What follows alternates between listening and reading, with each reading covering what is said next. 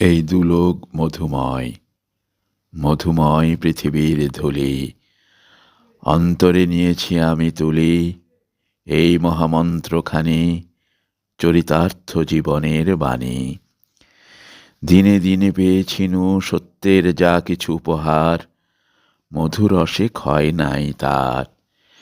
তাই এই মন্ত্রবাণী মৃত্যুর শেষের প্রান্তে বাজে, সব ক্ষতি মিথ্যা করি অনন্তের আনন্দ বিরাজে। শেষ স্পর্শ নিয়ে যাব যবে ধরণীর, বলে যাব তোমার ধূলির তিলক পরেছি ভালে।